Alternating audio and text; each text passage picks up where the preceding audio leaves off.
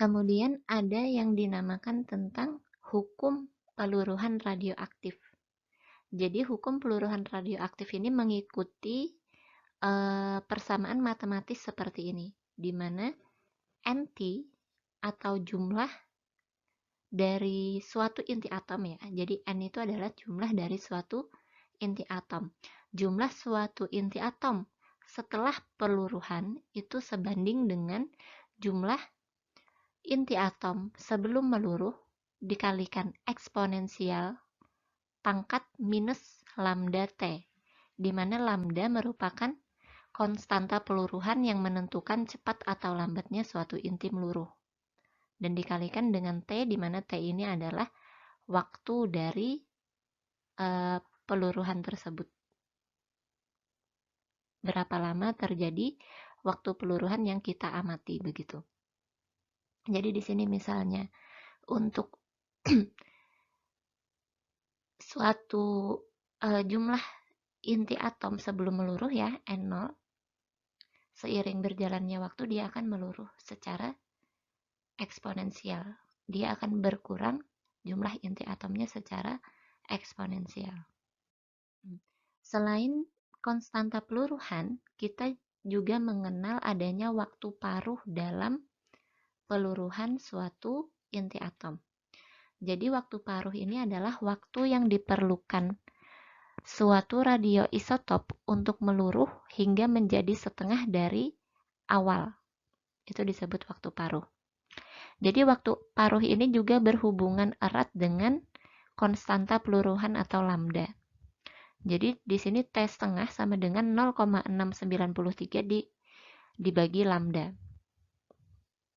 Dan ini adalah beberapa contoh radioisotop dengan waktu paruhnya. Kita lihat di sini KR. Dia memiliki waktu paruh yang relatif pendek, yaitu 13 detik.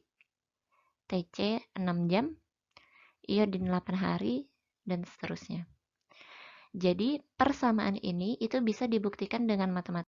Kemudian kita akan masuk kepada pembahasan tentang radionuklida.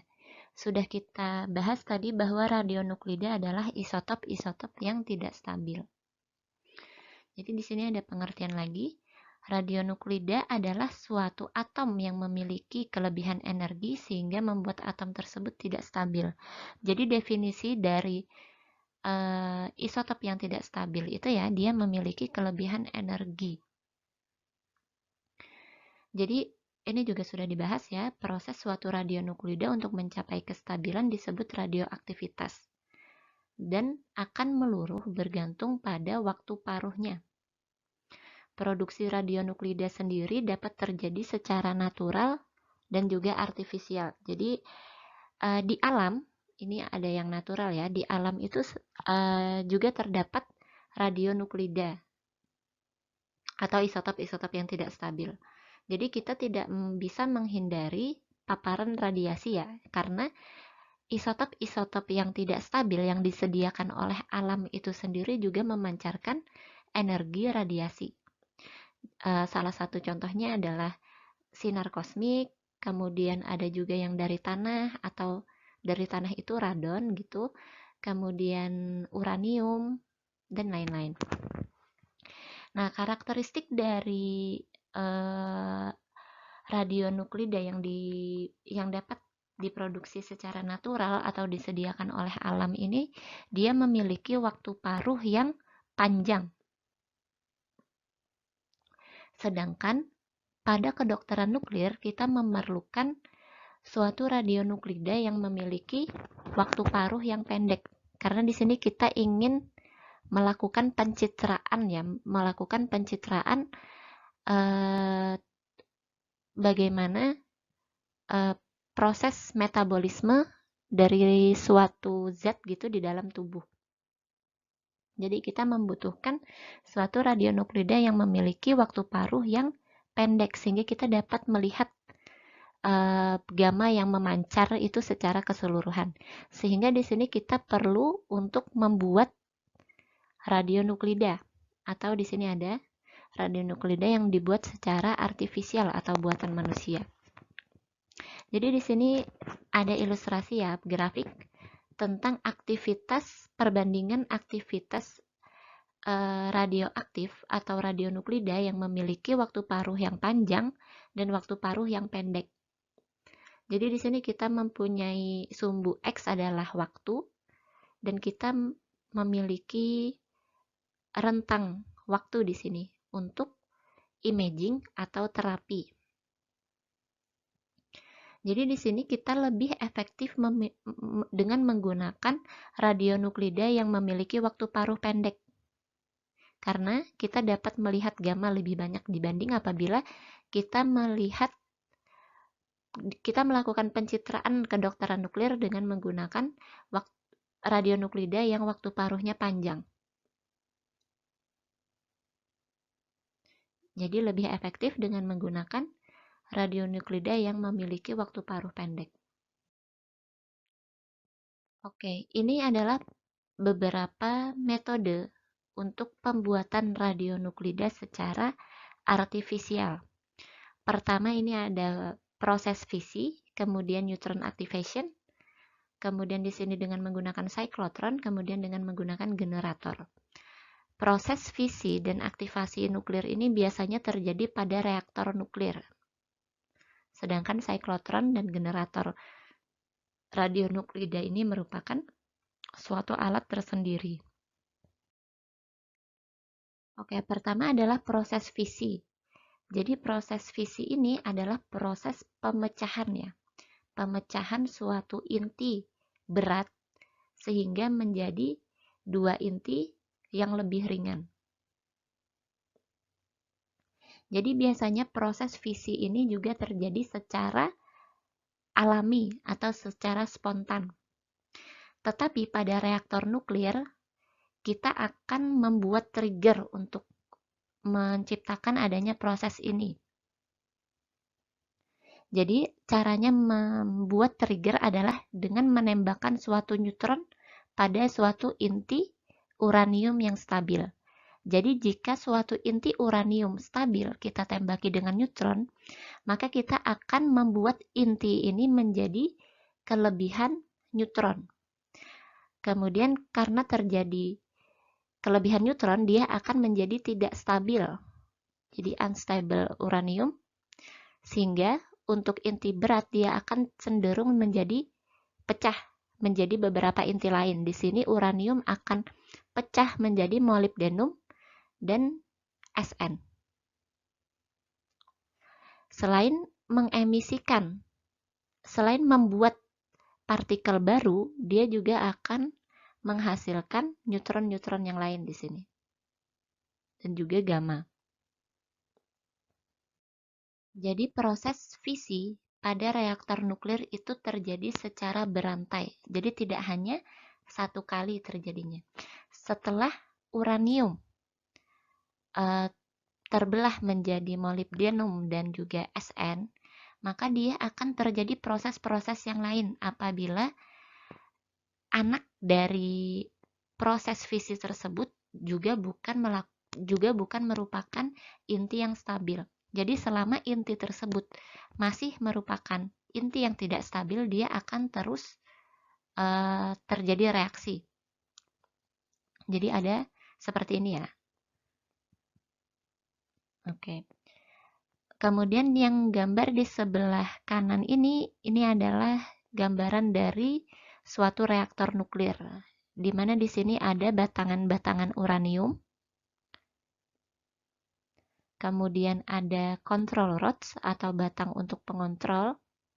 Kemudian di sini ada heavy water atau pendingin.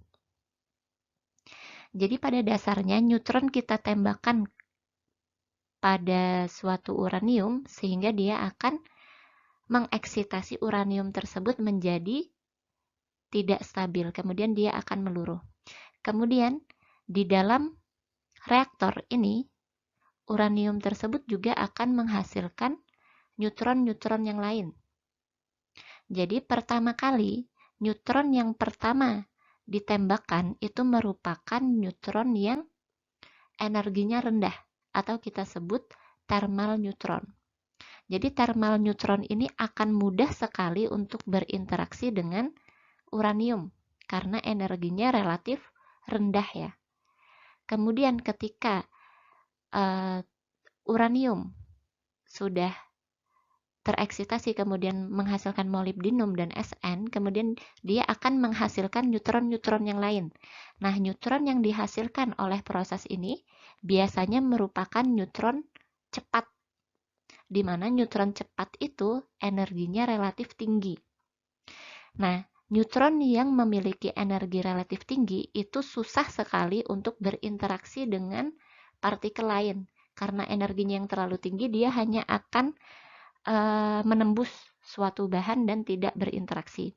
Makanya di sini kita memiliki heavy water atau moderator yang berfungsi sebagai pendingin. Jadi pendingin di sini dia berguna untuk memperlambat neutron tersebut atau menurunkan energi dari neutron tersebut sehingga dia dapat berinteraksi lagi dengan uranium yang lain, batangan uranium yang lain begitu. Ya, jadi inilah yang menciptakan proses berantai. Ya. Selain menciptakan proses berantai, kita juga memiliki sesuatu yang berguna untuk mengontrol adanya proses berantai tersebut supaya tidak terjadi proses berantai yang terus-menerus. Nah, di sini kita memiliki control rods. Jadi control rods ini berguna untuk menyerap neutron. Jadi neutron-neutron yang dirasa sudah cukup berinteraksi itu diserap oleh control rods. Itu penggambarannya seperti itu. Sehingga reaksi yang terjadi di dalam reaktor nuklir itu juga dapat terkontrol dengan baik. Kemudian selanjutnya kita memiliki proses yang lain yang dinamakan aktivasi nuklir. Jadi seperti reaksi fisi ya, reaksi ini juga terjadi pada reaktor nuklir. Jadi konsepnya sama, dia menggunakan penembakan neutron. Tapi di sini dilakukan penyematan target baru atau elemen baru yang stabil pada reaktor. Sehingga dia membutuhkan port tambahan untuk menginsert target tersebut tanpa berinteraksi dengan reaksi fisi yang terjadi pada sekitarnya. Nah, biasanya target yang dipasang ini merupakan target yang memiliki nomor atom atau atomnya itu tidak terlalu berat sehingga memicu emisi gamma. Jadi terjadi reaksi N-gamma. Reaksi N-gamma ini berarti proses sebelum terjadi interaksi itu dia ditembaki neutron, kemudian hasilnya itu adalah gamma. Jadi produk dari neutron activation ini berupa gamma. Nah, biasanya proses dengan menggunakan aktivasi nuklir ini tidak terlalu disarankan karena dia memiliki spesifik aktivitas yang rendah. Karena apa? Karena di sini target yang digunakan itu kan merupakan target yang stabil ya. Tapi ketika ditembaki neutron, dia juga akan menghasilkan inti atom yang lain yang tidak stabil. Nah, jika kita sebenarnya menghendaki produk yang kita ambil itu adalah interaksi dari proses primernya, jadi misalnya ini adalah MO ya, misalnya di sini adalah MO. Nah, kita menginginkan proses pertama yang terjadi pada target tersebut. Sedangkan bisa jadi target ini akan menghasilkan target yang lain dan neutron akan berinteraksi dengan target tersebut sehingga dia menciptakan proses sekunder di sini. Sehingga proses sekunder tersebut akan menyebabkan adanya aktivitas spesifik yang rendah.